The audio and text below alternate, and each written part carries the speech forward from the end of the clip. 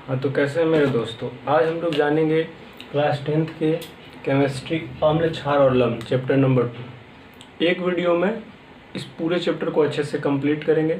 इसमें हम लोग जानेंगे कि अम्ल क्या होता है, क्षार क्या होता है, लवण क्या होता है, प्रबल अम्ल क्या होता है, दुर्बल अम्ल कौन होता है, वो भस्म प्रबल भस्म कौन होता है, दुर्बल भस्म कौन होता है, आर्हेनियस के द्वारा क्या परिभाषा दिया हो, पीएच स्केल के बारे में जानेंगे और हमारे दैनिक जीवन में अम्ल का क्या उपयोग हो। ओवरऑल पूरे चैप्टर को अच्छे से कंप्लीट करेंगे। सबसे पहले हम लोग जानते हैं कि अम्ल होता क्या है। तो चलिए हम लोग जानते हैं कि अम्ल क्या होता है। तो बेसिकली अम्ल को हम एक ही परिभाषा से डिनोट कर सकते हैं कि अम्ल होता क्या है। तो अम्ल को हम लोग कह सकते हैं कि अम्ल जो होता है वो स्वाद में खट्टा होता है और अम्ल नीले लिटमस पत्र को लाल कर देता है। मैं इसका एक ट्रिक भी आप लोग को देता हूँ।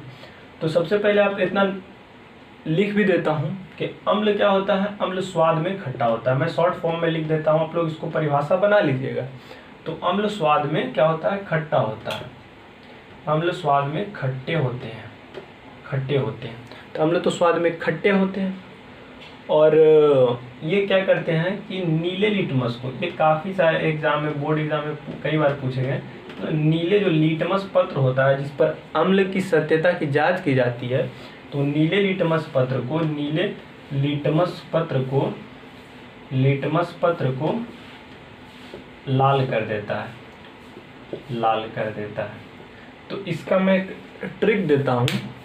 ये मेरा कैप्सूल के रूप में आप लोग याद रखिएगा, यानी शिवलोक सर का कैप्सूल SK, ये जो है इसको ये याद रखिएगा अनील से, अनीला, और से अम्ल, यानी कि अम्ल जो है वो क्या करता है, नीले लिटमस को लाल कर देता है। अनील याद रखिएगा, ये मेरा एक ट्रिक है मेरे तरफ से आप लोग के लिए, जो आप कभी नहीं भूलिएगा इस अम्ल के बारे में। तो बोर्ड अच्छा सा आप लोग को दिख रहा होगा, क्या दिख रहा है, हाँ दिख रहा होगा। तो अम्ल क्या करता है, नीले लिटमस पत्र को लाल कर देता है। तो शेष जो बचेगा वो लाल लिटमस पत्र को भस्म नीला कर देगा। उसके बारे में हम लोग आगे पढ़ेंगे। अम्ल का बेसिकली आप इतना समझ लीजिए, अम्ल क्या होता है, स्वाद में खट्टा होता है और ये नीले लिटमस पत्र को लाल कर देता है। इसको आप लोग परिभाषा अच्छा से बना लीजिएगा। तो अम्ल का एक छोटा सा बेसिक फॉर्म में परिभाषा ये हो गया। हम लोग जानते हैं कि भस्म क्या होता है। पहले अब जानते हैं कि भस्म क्या होता है। तो भस्म क्या होता है, ये स्वाद में तीखा होता है। भस्म क्या होता है, देखिए हम लोग जानते हैं कि भस्म क्या होता है। तो भस्म होता है, भस्म बेसिकली स्वाद में तीखा होता है। देखिए भस्म क्या होता है, स्वाद में तीखा होता है। आप लोग इससे इसका दोनों के बीच में अगर अंतर भी पूछ देगा तो आप लोग लिख दीजिएगा। अम्ल के साथ में स्वाद में खट्टा होता है, वो तीखा होता है। स्वाद में ये तीखा होता है, लेकिन ये क्या करता है, ये लाल लिटमस पत्र को नीला कर देता है। ये क्या करता है, लाल जो लिटमस पत्र होता है, लाल लिटमस पत्र जो होता है, लाल लिटमस पत्र को नीला कर देता है, नीला कर देता है। तो ये भस्म का एक परिभाषा शॉर्ट फॉर्म में हो गया। आप लोग इसको नोट भी कर सकते हैं। और परिभाषा अगर बोलने के लिए कोई बोलेगा या आप बोर्ड एग्जाम में लिखिएगा तो लिख देगा, भस्म एक ऐसा पदार्थ होता है जिससे हम लोग स्वाद में तीखा होता है, इसमें पाया जाता है, तथा जब इसकी लिटमस पत्र पर इसकी सत्यता की जांच की जाती है तो वो लाल लिटमस पत्र को नीला कर देता है। अनिल क्या कर दिया, अनिल वाले ट्रिक से आप अम्ल का याद कर लीजिएगा, बाकी उसका उल्टा कर दिएगा तो भस्म का निकल जाएगा। अनिल और फॉर अम्ल, N से नीला और ल से लाल, यानी अम्ल जो है वो नीले लिटमस पत्र को लाल कर देगा और भस्म क्या करेगा, वो लाल लिटमस पत्र को नीला कर देगा। तो अम्ल और भस्म को आप लोग तो अच्छे से समझ गए होंगे। इसमें कुछ प्रबल भस्म होते हैं, कुछ प्रबल अम्ल होते हैं, और इन दोनों के भी कुछ प्रबल भस्म और प्रबल अम्ल के एग्जाम्पल लेकर के इसको क्लियर कर देते हैं। उसके बाद जानेंगे लवण क्या है, फिर आर्हेनियस के द्वारा क्या परिभाषा दिया गया, पहले आप इसको समझ गए होंगे अच्छा से। चलिए तो हम लोग आगे पढ़ते हैं कि अब भाई ये प्रबल अम्ल क्या क्या है और प्रबल भस्म कौन कौन से हैं, दुर्बल भस्म क्या। पहले अम्ल के बारे में कुछ जान देते हैं जो इम्पोर्टेंट है और कई बार बोर्ड एग्जाम में आ चुके हैं। तो कुछ प्रबल अम्ल का इधर हम लोग एग्जाम्पल ले लेते हैं। प्रबल अम्ल, इधर प्रबल अम्ल ले लेते हैं और इधर दुर्बल अम्ल ले लेते हैं। दुर्बल अम्ल, इधर दुर्बल अम्ल, ये हो गया। अब दोनों के बीच में हम लोग अंतर लिख देते हैं, ज़्यादा नहीं है, हम 2-4 अंतर लिख देते हैं। जैसे कि HCl, ऐसे हाइड्रोक्लोरिक अम्ल कहते हैं, जो हम लोग के पाचन तंत्र में पाया जाता है हाइड्रोक्लोरिक अम्ल। तो आप लोग को दिख रहा होगा, तो इसको आप लोग अच्छा समझ लीजिए। उसके बाद आता है HNO3, तो HNO3 हो गया यानी नाइट्रिक अम्ल। फिर HClO3 है, ये यानी कि परक्लोरिक अम्ल इसको भी बोला जाता है। और फिर H2SO4 होता है, H2SO4। ये कुछ एग्जाम्पल आप लोग के हो गया जो अच्छे से आप लोग को दिख रहा होगा। और इधर हम लोग दुर्बल में अगर आते हैं तो दुर्बल में आता है पहले H3PO4 आता है। H3PO4 को फॉस्फोरिक अम्ल बोलते हैं। फिर CH3 और COOH आता है जिसको हम लोग मेथनोइक अम्ल बोलते हैं, या फिर एसिटिक अम्ल भी बोलते हैं। इसको H2CO3 जिसको हम लोग कार्बोनिक अम्ल बोलते हैं। तो ये कुछ प्रबल अम्ल और इधर दुर्बल अम्ल, दोनों का एग्जाम्पल मैंने इन दोनों का नाम बोल दिया है, आप लोग इसको नोट भी कर सकते हैं। और ये 2-3 ये इंपॉर्टेंट है, इसको आप लोग याद रखें। इसमें से मोस्ट इंपॉर्टेंट अगर मैं आपको बताऊं, जो कई बार बोर्ड एग्जाम में पूछे जाते हैं कि ऐसे करके दे दिया एग्जाम्पल कि बताइए निम्नलिखित में से प्रबल अम्ल कौन है, तो प्रबल अम्ल में आप लोग HCl को लिख सकते हैं, तो ये HCl हो गया। अब हम लोग जानते हैं कि प्रबल भस्म और दुर्बल भस्म में क्या क्या होता है, तो हम लोग यहाँ पर सिर्फ मिटा देते हैं इसको और ये मिटा देते हैं। इसमें कुछ पॉइंट को इंक्लूड कर लेते हैं और उसके बाद फिर लवण के बारे में जानेंगे। तो चलिए हम लोग प्रबल भस्म के बारे में जानते हैं। प्रबल भस्म होता कौन कौन है और दुर्बल भस्म के कुछ एग्जाम्पल जान जाते हैं। दुर्बल भस्म क्या होता है, चलिए इसको अच्छा से हम लोग समझते हैं। तो प्रबल भस्म में इसमें कुछ कुछ इंपॉर्टेंट है जो मैं आप लोग को लिखा देता हूँ, जैसे कि NaOH के बाद इसको हम लोग सोडियम हाइड्रोक्साइड या कास्टिक पोटास भी इसको बोलते हैं हम लोग। तो ये हो गया, कास्टिक सोडा बोलते हैं, कास्टिक पोटास का KOH हुआ। तो ये 2 एग्जाम्पल हमने दे दिया। और भी अगर इसका हम लोग दे सकते हैं तो CaOH का Hol2 दे सकते हैं, Hol2 दे सकते हैं, जिसको हम लोग बोलते हैं क्या, calcium hydroxide, potassium hydroxide, sodium hydroxide. Hydroxide का सिर्फ ये कैसे बनाया तो 9th क्लास में सिखाया गया। अगर ये भी आप लोग को डाउट लग रहा होगा तो कमेंट में करिएगा, मैं इसको भी एक शॉर्ट वीडियो बना करके समझा दूंगा। ऐसे तो मुझे लगता है कि आप लोग ये समझ जानते ही होंगे। तो कुछ इधर जान जाते हैं कि कुछ 2-4 एग्जाम्पल इसके भी दुर्बल भस्म के भी जानते हैं, जैसे NH4OH, अमोनियम हाइड्रोक्साइड, फिर BeOH का Hol2।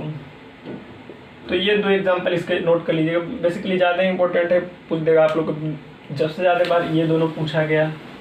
NaOH की बताइए निम्नलिखित में से प्रबल भस्म कौन है और प्रबल भस्म, तो ये इसका बेसिकली NaOH है। तो आप लोग इसको नोट कर सकते हैं या स्क्रीनशॉट ले लीजिए।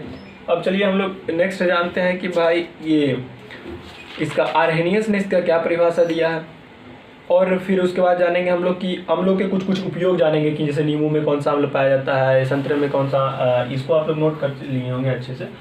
और मैं जल्दी से ख़त्म कर देना चाहता हूँ कि ज़्यादा लंबा वीडियो ना हो, और हम लोग कुछ इसको नोट कर लेते हैं। आर्हेनियस बेसिकली बोला था कि अम्ल वह पदार्थ है जो जब जल में उसे घुराया जाता है H+ आयन देगा। तो आर्हेनियस के अनुसार बेसिकली आप लोग अम्ल का एक परिभाषा याद रखिएगा।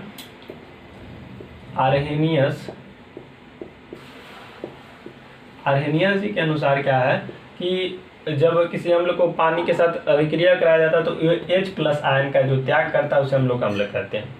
और वही अगर भस्म का परिभाषा इनके द्वारा देखा जाए तो ये बोलते हैं कि जब इसके जल के साथ कराया जाता है तो OH- का देता है। तो भस्म का ये हो गया, अम्ल का ये हो गया। इसको परिभाषा आप लोग अगर परिभाषक फॉर्म में, तो मैंने शॉर्ट फॉर्म में आप लोग को समझा दिया है। अगर आप लोग इसको परिभाषक फॉर्म में लिखना चाहते हैं तो लिखिएगा अम्ल वह पदार्थ है जो जल में घुला करके H+ आयन प्रदान करता है अकॉर्डिंग टू आर्हेनियस, और भस्म वह पदार्थ है जो जल में घुलाने पर OH- आयन का निर्माण करता है। तो ये आर्हेनियस के द्वारा अम्ल और भस्म का, ये अम्ल का हुआ और ये भस्म का हुआ। ये दोनों तो आप लोग अच्छे से नोट कर लीजिए या समझ लीजिए, तो वही काफ़ी है, समझ सकते हैं, इसमें ज़्यादा कुछ नहीं। अब हम लोग जानते हैं कि कुछ कुछ पदार्थों में जैसे अम्ल का उपयोग होता है, कौन कौन से अम्ल, जैसे नींबू, संतरा, ये सब में कौन कौन से अम्ल का उपयोग होते हैं। ये काफ़ी बार बोर्ड में एग्जाम में पूछा गया है, जैसे कि आप लोग इमली में कौन सा अम्ल पाया जाता है, संतरा में कौन सा अम्ल पाया जाता है। ये सारी चीज़ को हम लोग अच्छे से बरकबार कर लेते हैं। तो चलिए हम लोग जानते हैं कि ये सब में क्या क्या चीज़ का यूज़ होता है। तो सेब, जैसे कि हम लोग सेब में मैलिक अम्ल पाया जाता है, अमाशय रस में HCl अम्ल पाया जाता है, टमाटर में ऑक्जेलिक अम्ल पाया जाता है, संतरा ले ले या नींबू ले ले दोनों ही खट्टे होते हैं तो संतरा से और उसमें साइट्रिक अम्ल पाया जाता है। विटामिन C में एस्कॉर्बिक अम्ल पाया जाता है और इमली में टार्टरिक अम्ल पाया जाता है। सिरका में एसिटिक अम्ल पाया जाता है, दही में लैक्टिक अम्ल पाया जाता है और चींटी में फॉर्मिक पाया जाता है, चाय में टैनिक अम्ल पाया जाता है। चाय में टैनिक अम्ल शायद आप लोग को नहीं दिख रहा होगा, जिसको हम लोग ऊपर लिख देते हैं कि चाय में क्या पाया जाता है, टैनिक अम्ल पाया जाता है। टैनिक अम्ल पाया जाता है, तो चाय में टैनिक अम्ल पाया जाता है। बाकी चीटियों में फॉर्मिक अम्ल, और इसको आप लोग स्क्रीनशॉट ले लीजिए या फिर अच्छे से, ये मस्ट है, याद करना बहुत ही इंपॉर्टेंट है, ये सब एग्ज़ाम के लिए इम्पोर्टेंट है। तो यहाँ पर तो कंप्लीट हो गया। हम लोग थोड़ा सा पीएच स्केल के बारे में जान जाते हैं कि पीएच स्केल में होता क्या है बेसिकली। तो पीएच स्केल 0 से लेकर के 14 तक का एक स्केल होता है, जिसके आधार पर डिसाइड होता है कि ये अम्ल है कि क्षार है कि उदासीन है। तो देखिए ये स्केल कुछ इस प्रकार से होता है, जिसमें 0 से लेकर के 1 2 3 4 5 6 7 8 9 10 11 12 13 14 तक होता है। 1 2 3 4 5 6 7 8 9 10 11 12 13 और 14। बेसिकली यहाँ पर हम लोग का जो ये बॉर्डर होता है ये उदासीन होता है। इसके ई साइड जो होता है पूरा अम्ल होता है, और ई साइड जो होता है वो भस्म होता है। भस्म बोले तो क्षार होता है। तो ये पीएच स्केल का डिसाइडर फैक्टर, यानी कि पीएच का जो मान है वो अगर पूर्णतः 7 रहा, ठीक है, तो ये उदासीन होगा, और यदि पीएच का वैल्यू जो मान होगा, अगर पीएच का मान 7 से कम हुआ तो ये विलयन अम्लीय होगा। ये विलयन क्या होगा, ये विलयन अम्लीय होगा। और यदि पीएच का जो वैल्यू होगा वो 7 से अधिक होगा तो ये विलयन क्षारीय होगा। तो ये आप लोग स्क्रीनशॉट ले लीजिए, ये आप लोग समझ गए होंगे। फॉर एग्जांपल के लिए अगर कोई पूछ दिया कि निम्नलिखित में से कौन से पीएच का मान अम्ल है, ऑप्शन में अगर ए में दे दिया 5, ऑप्शन बी में दे दिया 8 7, ऑप्शन सी में दे दिया 9, ऑप्शन डी में दे दिया 8, तो पूछेगा निम्नलिखित में से कौन अम्लीय है। तो 7 से अधिक ये तो क्षारीय है, 7 से ये भी 9 भी अधिक है, ये भी क्षारीय है, और इसमें जो है ये 7 ये तो उदासीन है, तो हमारा अम्लीय कौन होगा, 7। और देखिए इधर आता है तो अम्लीयता बढ़ते जाता है, और इधर जाने पर क्षारीयता जो होता है बढ़ते जाता है। तो सबसे ज़्यादा अम्लीय अगर पूछा जाएगा तो इधर ई साइड इधर हो जाएगा, और सबसे ज़्यादा क्षारीय यहाँ हो जाएगा। तो ये पॉइंट भी आप लोग नोट कर लीजिएगा।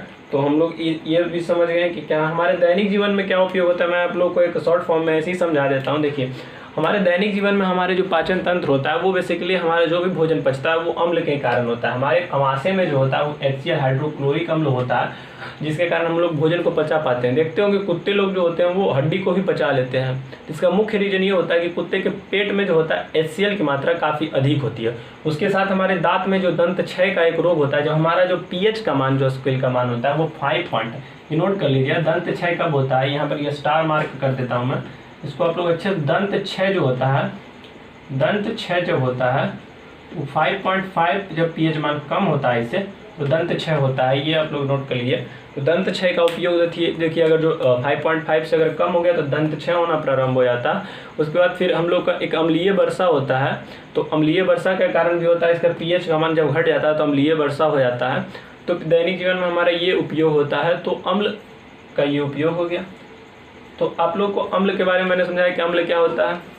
तो एक बार रिवीजन पूरा मैं एक बार करा देता हूँ। तो अम्ल क्या होता है, बेसिकली अम्ल होता है कि जो स्वाद में खट्टा होता है, और जो लाल लिटमस नील है तो नीले लिटमस पत्र को लाल कर देता है। नील ट्रिक से मैंने याद करवाया। भस्म क्या होता है, जो स्वाद में तीखा होता है और लाल लिटमस पत्र को नीला कर देता है। तो ये भस्म हो गया, ये अम्ल हो गया। मैंने एक दुर्बल अम्ल और प्रबल अम्ल के बारे में बताया था कि आप लोग हाइड्रोक्लोरिक अम्ल को नोट करके रखिएगा कि बहुत प्रबल अम्ल होता है। फिर मैंने भस्म के बारे में आप लोगों को बताया कि भस्म होता क्या है, बेसिकली भस्म के प्रबल भस्म कौन है, दुर्बल भस्म कौन होता है, मैंने उसको समझाया। उसके बाद मैंने ये आप लोग को बताया कि आर्हेनियस के द्वारा क्या परिभाषा, आर्हेनियस के द्वारा परिभाषा दिया गया कि विलयन में अगर जल के साथ अभिक्रिया कराया जाता है तो उसमें H+ आयन प्रदान करता है, और भस्म के अगर कराया जाता है तो OH- आयन प्रदान करता है। तो ये है। उसके बाद मैंने आप लोग को ये समझाया कि पीएच वैल्यू क्या होता है, पीएच वैल्यू का महत्व क्या है। तो मैंने समझाया कि एक स्केल होता है जिसमें 0 से लेकर के 14 तक का नंबरिंग किया होता है, और 7 पर आकर वो विलयन क्या होता है, न्यूट्रल हो जाता है, यानी उदासीन हो जाता है, और जो इसके 7 के जो अगर नीचे जाते हैं यानी 6 जाते हैं 5 जाते हैं तो उधर अम्लीयता अम्ल होता है, और 7 से और ऊपर जाते हैं उधर भस्म होता है। अम्लीयता इस साइड अगर घटते जाता है और ये बढ़ते जाता है, ये मैंने समझाया। और उसके बाद मैंने दैनिक जीवन में बताया कि अम्ल का कहाँ कहाँ उपयोग, अम्ल का 2-3 उपयोग मैंने, तो हमारे पाचन तंत्र में हमारा भोजन जो पचता है वो अम्ल के कारण ही पचता। और मैंने ये बताया कि कुत्ते को जो हड्डी पचा लेते हैं, क्यों पचा लेते हैं, क्योंकि उसके पेट में अम्लीयता की मात्रा बहुत अधिक होती है। और उसके बाद दंत क्षय के बारे में मैंने समझाया कि दंत क्षय होता क्या है। दंत क्षय बेसिकली जब हमारी अम्लीयता पेट की 5.5 से कम जाता है तो हमारे दंत क्षय होना प्रारंभ हो जाता है, ये दंत क्षय का कारण हो जाता है। और उसके बाद फिर मैंने जाना कि अम्लीय वर्षा किस प्रकार होती है, और अम्ल का चैप्टर जो है ये पूरी तरह से आप लोग को एक कंप्लीट रिवीजन हो गया। ये एग्जाम से पहले भी इसको वीडियो को एक बार देख लीजिएगा तो बेसिकली आपकी लगभग इस चैप्टर से कोई भी डाउट नहीं छूटेगा। तो आशा करते हैं आप लोग को ये अच्छे से समझ में आया होगा, और अच्छा से समझ में आए तो अच्छे से इसको नोट करके और अच्छे से पढ़िए और मन लगा करके इसको याद कर लीजिए। जय हिंद, जय श्री राम।